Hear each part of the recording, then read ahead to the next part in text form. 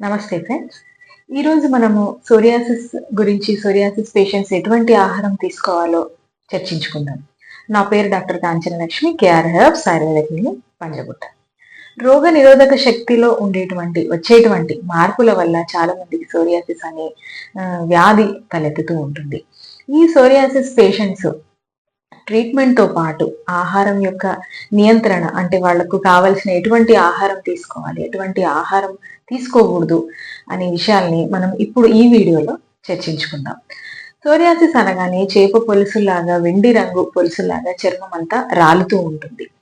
ఈ పేషెంట్స్ ఎప్పుడైతే వ్యాధి నిరోధక శక్తి తగ్గిపోతుందో, లేదా జీర్ణ వ్యవస్థలో ఏదైనా మార్పుల వల్ల కానివ్వండి, ఇన్ఫెక్షన్స్ వల్ల కానివ్వండి, ఇటువంటి కారణాల చేత సోరియాసిస్ బారిన పడతారో చాలా ఇబ్బందిగా ఫీల్ అవుతూ ఉంటారు. అంటే ఎక్కడికైనా వెళ్ళినా, క్రౌడ్ లో వెళ్ళినా, సో నలుగురితో మాట్లాడినా చాలా ఇబ్బందికరంగా ఫీల్ అవుతూ ఉంటారు. సో ఇటువంటి సోరియాసిస్ పేషెంట్స్ ఎటువంటి ఆహారం తీసుకోవాలి, ఏ ఆహారం తీసుకోవాలి, ఏ ఆహారం తీసుకోవడం వల్ల వాళ్ళ యొక్క సోరియాసిస్ నియంత్రణలోకి వస్తుందో ఇప్పుడు చూద్దాం. ముఖ్యంగా ఆహారంలో యాంటీ ఆక్సిడెంట్స్ ఎక్కువగా ఉండే ఆహారం, అంటే ఆకుకూరలు, ఆకుపచ్చని ఆకుకూరలు, పళ్ళు, ఫ్రెష్ ఫ్రూట్స్ అండ్ వెజిటబుల్స్, ఇవన్నీ వాళ్ళు ఆహారంలో ఇంక్లూడ్ చేసుకోవడం ముఖ్యం. యాంటీ ఆక్సిడెంట్స్ ఎక్కువగా ఉండేటువంటి ఆహారం తీసుకోవడం వల్ల ఈ ఫ్రీ రాడికల్స్ అనేవి తగ్గుతూ ఉంటాయి. సో ఈ ఫ్రీ రాడికల్స్ అనేవి తగ్గడం వల్ల కూడా చర్మం మీద ఆ పొలుసులు అనేవి తగ్గి హీలింగ్ ప్రాసెస్ అనేది స్టార్ట్ అవుతూ ఉంటుంది. ఇవే కాకుండా వాళ్ళు ఆల్కహాల్ అండ్ స్మోకింగ్ అవాయిడ్ చేయడము, డైరీ ప్రోడక్ట్స్, ముఖ్యంగా ఇప్పుడు డైరీ ప్రోడక్ట్స్ అంటే మిల్క్ ఎక్కువగా రావాలని ఇప్పుడు హార్మోన్ ఇంజెక్షన్స్ చేయడం, ఇవన్నీ చూస్తూ ఉంటాము. సో డైరీ ప్రోడక్ట్స్ ని అవాయిడ్ చేయడం, ఈ హార్మోన్ ఇంబ్యాలెన్స్ వల్ల కూడా వాళ్ళకు సోరియాసిస్ ఎక్కువయ్యే అవకాశం ఉంటుంది.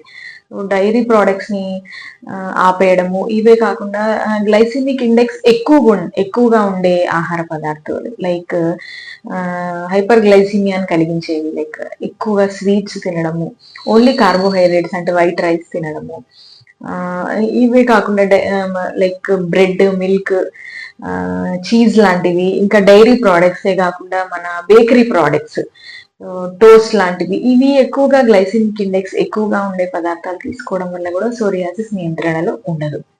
సో వీళ్ళు ఎక్కువగా యాంటీ ఇన్ఫ్లమేటరీ డైట్ ని తీసుకోవడం ముఖ్యం, అంటే శరీరంలో ఉండేటువంటి వాపును తగ్గించేటువంటి ఆహారం.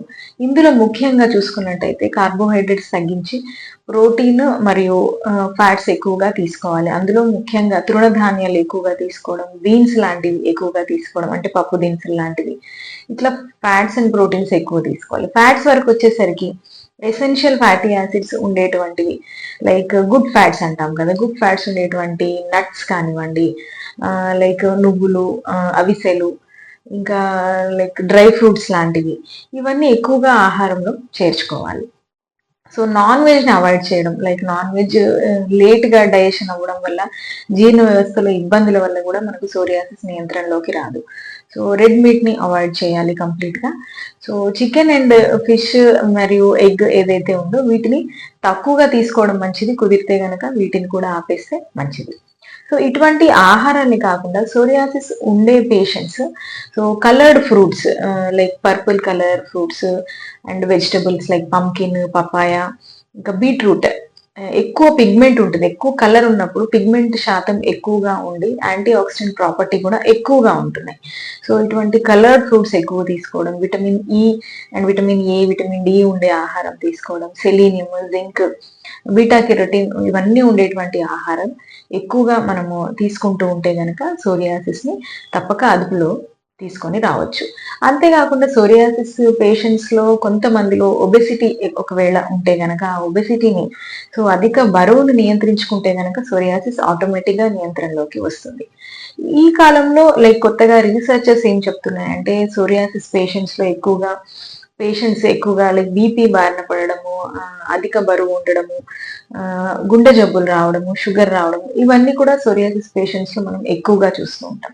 సో వీళ్ళు రెగ్యులర్ బేసిస్ లో వీళ్ళ యొక్క బీపీ మరియు షుగర్ ని చెక్ చేయించుకోవడం, అంతేగాక ఒకవేళ వాళ్ళకి నిజంగానే బీపీ షుగర్ ఉన్నట్టయితే వాటిని నియంత్రణలో ఉంచుకోవడం, అంటే ఆ లెవెల్స్ ని కంట్రోల్లో ఉంచుకోవడం, థైరాయిడ్ లాంటి సమస్యలు ఉన్నప్పుడు వాటికి సరైన మందులు వాడుకుంటూ దాంతో పాటు సోరియాసిస్ చికిత్స తీసుకుంటే గనక, ఈ ఆహార నియమాలు పాటిస్తే గనక తప్పక సోరియాసిస్ నుంచి మనం బయటపడవచ్చు.